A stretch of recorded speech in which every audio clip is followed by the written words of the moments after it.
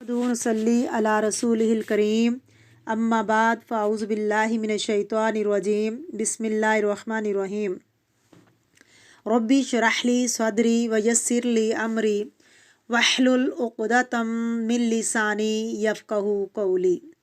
अल्लाहुम्मा फ़क़्हिना फ़िद्दीन। सूरतुल बक़रा आयत नंबर 43 लफ्ज़ी तर्जमा।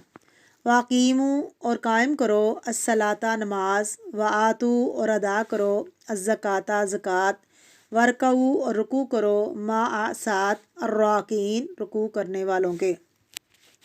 रूट वर्ड वाक़ीमू और कायम करो, काफ व मीम रूट है, अस्सलाता सलात नमाज पीछे भी हम पढ़ चुके हैं। व युकीमून अस्सला, वातू आता यूती कहते हैं देने को, आतू यानी दो, अज़्ज़का ज़ा काफ या लफ्ज़ी मायना पाक करना, नशो नमा करना, बढ़ाना। वरकाऊ और रुकू करो, रा का फ़ाइन रूट है यानी झुकना, मा साथ। अर्राकीन जमा है राकी की, वज़न क्या हुआ, राकी फ़ाइल है ना, वज़न फ़ाइल राकी रुकू करने वाला, राकीन रुकू करने वाले। रुकू का लफ्ज़ उर्दू में भी यूज़ होता है, रकत भी इसी से है। तफसीर वाक़ीमुस्सला और नमाज कायम करो, वातुज़्ज़का और ज़कात अदा करो, वरकाऊ और रुकू करो मा अर्राकीन रुकू करने वालों के साथ। कितने अहकामात हैं, कौन कौन से हैं? नंबर 1 नमाज कायम करो, नंबर 2 ज़कात दो, नंबर 3 बाजमात नमाज अदा करो, झुकने वालों के साथ झुको, आजिज़ी इख्तियार करो। अकामतिस्सला पर पीछे भी बात हुई है, यानी जो मुत्तकीन की सिफ़ात में से है। युकीमूनस्सला क्या कुछ आता है, अकामतिस्सला। सबसे पहले तहारत, औकात की पाबंदी, नमाज के अरकान की पाबंदी, यानी ख़ुद नमाज के अंदर, यानी कुछ चीज़ें नमाज के अंदर, कुछ चीज़ें नमाज से पहले, यानी तहारत औकात की पाबंदी कुछ नमाज के अंदर हैं, जैसे क़ियाम, रुकू, सजदा, कुऊद यानी तशहद। अगर आप इसमें एक चीज़ भी छोड़ दें तो नमाज नहीं होती। तो नमाज से पहले और नमाज के अंदर की जो शराइत हैं उनको पूरा करना ज़रूरी है। और इसके अलावा खुशू खुजू अकामतिस्सला का हिस्सा है। सत्तर वाला लिबास यानी लिबास का दुरुस्त होना, लिबास का दुरुस्त पहनना। व आतुज़्ज़का ज़कात जो है वो एक ख़ास माल के अंदर ख़ास मिक़दार से मुस्तहिक अफराद को देना है, यानी ज़कात एक ख़ास अमाउंट के माल में ज़कात है, एक ख़ास मिक़दार में से सोने की ज़कात है। क्या ज़कात है, जब सोना 7.5 तोले हो जाए तो मखसूस माल हो गया, और इसमें एक मखसूस अमाउंट 2.5% 2.5% के इतबार से निकालना और किसको देना, मुस्तहिक को देना। ये 3 चीज़ें इसमें ज़रूरी हैं। वरकऊ और रुकू करो, यहाँ रुकू की फजीलत पता चल रही है। और फिर मा अर्राकीन रुकू करने वालों के साथ, इसे बाज़ उलमा ने मतलब लिया है जमात से नमाज अदा करो।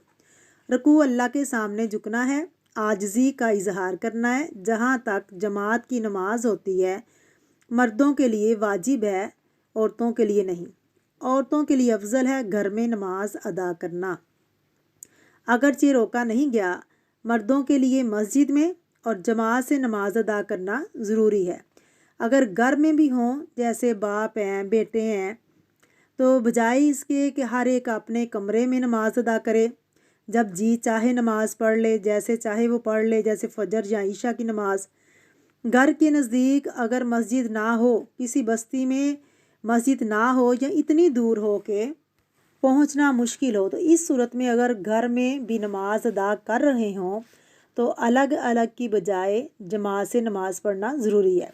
सही मुस्लिम में एक रवायत है, सैयदना अबू हुरैरा से रवायत है, एक नबीना सहाबी उम्मे मखदूम हज़रत सल्लल्लाहु अलैहि वसल्लम की खिदमत में हाजिर होकर अर्ज़ करते हैं कि मेरे साथ कोई ऐसा आदमी नहीं जो मुझे मस्जिद तक ले जाए, इसलिए अगर आप इजाज़त दें तो मैं घर में नमाज पढ़ लिया करूं। आप सल्लल्लाहु अलैहि वसल्लम ने उनको इजाज़त दे दी, मगर जब वो जाने लगे سوال کیا اذان سنتے ہو؟ آواز تمہارے گھر تک پہنچتی ہے؟ انہوں نے عرض کی کہ اذان کی آواز تو میں سنتا ہوں۔ فرمایا آپ صلی اللہ علیہ وسلم نے پھر تمہیں مسجد میں آنا چاہیے، اور وہ کیا ہے؟ نبینا، دیکھ نہیں سکتے۔ اور اس وقت لائٹیں بھی موجود نہیں تھیں، لائٹیں نہیں تھیں، اندھیرا تھا۔ اب تو بہت زیادہ سہولیات ہیں۔ ایک اور روایت میں ہے کہ آپ صلی اللہ علیہ وسلم نے فرمایا پھر میں تمہارے لیے کوئی اور رخصت نہیں پاتا، دوبارہ نماز پڑھی ہوئی اس کے لیے کیا ہوگی؟ نفل ہوگی، اور اس کا صدقہ ہوگا اس شخص پر۔ اس سے پتہ چلتا ہے کہ کتنا ضروری ہے اکٹھے نماز پڑھنا۔ مسلم کی حدیث میں آتا ہے، ابن مسعود فرماتے ہیں کہ ہم میں سے کوئی بھی جماعت کے پیچھے نہیں رہتا تھا سوائے منافق اور بیمار کے، یعنی منافق نماز میں شریک نہیں ہوتے تھے یا بیمار، باقی کوئی اور پیچھے نہیں رہتا تھا۔ اور اکیلی نماز کے مقابلے میں جماعت سے پڑھی ہوئی نماز جماعت کے ساتھ 27 درجے زیادہ افضل ہے۔ تو اقیم الصلاۃ میں جو شروط ہیں اس میں خاص طور پر جماعت کی نماز، ورکعوا مع الراکعین، نماز اور زکوٰۃ ہر زمانے میں دین اسلام کے اہم ارکان رہے ہیں، لیکن یہود میں نماز با جماعت کا اہتمام نہیں تھا، اور ان کی نماز میں رکوع بھی نہیں تھا۔ یہود نے نماز ادا کرنا بالکل چھوڑ دیا تھا، اور زکوٰۃ ادا کرنے کی بجائے سود کھانا شروع کر دیا تھا۔ اس آیت میں انہیں تنبیہ کی جا رہی ہے کہ اب تمام امور میں نبی آخر الزماں جناب محمد رسول اللہ صلی اللہ علیہ وسلم کی اتباع کرو۔ اور اس آیت اور اگلی 3 آیات میں خطاب یہود اور مسلمانوں میں مشترک ہے۔ ہماری شریعت میں بھی نماز با جماعت ادا کرنا بہت فضیلت رکھتا ہے، اور بلا عذر ترک جماعت کبیرہ گناہ ہے، یعنی نماز کو جماعت کے ساتھ چھوڑنا بغیر کسی عذر کے گناہ ہے۔ جیسا کہ احادیث سے واضح ہوتا ہے نماز با جماعت کی فضیلت اور فوائد۔ سیدنا عبداللہ بن عمر کہتے ہیں کہ آپ صلی اللہ علیہ وسلم نے فرمایا جماعت کی نماز اکیلے شخص کی نماز سے 27 گنا زیادہ فضیلت رکھتی ہے۔ سیدنا ابو ہریرہ کہتے ہیں کہ آپ صلی اللہ علیہ وسلم نے فرمایا اس ذات کی قسم جس کے ہاتھ میں میری جان ہے، میں نے ارادہ کیا کہ لکڑیاں جمع کرنے کا حکم دوں، پھر نماز کا حکم دوں، اس کے لیے اذان کہی جائے، پھر کسی شخص کو حکم دوں کہ وہ لوگوں کو امامت کرائے، پھر میں جماعت سے پیچھے رہنے والوں کے ہاں جا کر ان کے گھروں کو آگ لگا دوں، اس ذات کی قسم جس کے ہاتھ میں میری جان ہے، اگر ان لوگوں کو یہ معلوم ہو کہ انہیں جماعت میں شامل ہونے پر ایک موٹی ہڈی یا 2 اچھے کھر ملیں گے تو عشاء کی نماز میں ضرور آتے۔ بخاری شریف۔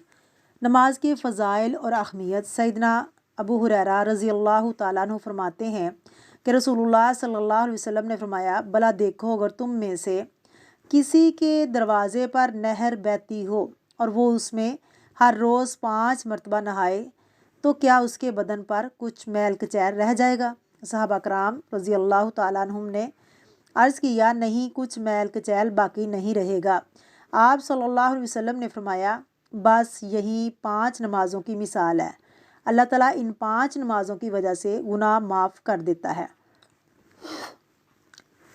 سیدنا ابو ہریرہ رضی اللہ تعالیٰ عنہ فرماتے ہیں کہ رسول اللہ صلی اللہ علیہ وسلم نے فرمایا کہ ہر نماز اپنے سے پہلی نماز تک کے، جمعہ اپنے سے پہلے جمعہ تک کے، اور رمضان اپنے سے پہلے رمضان تک کے گناہوں کا کفارہ ہے، بشرط یہ کہ کبیرہ گناہوں سے پرہیز کیا جائے۔ مسلم نے روایت کیا ہے۔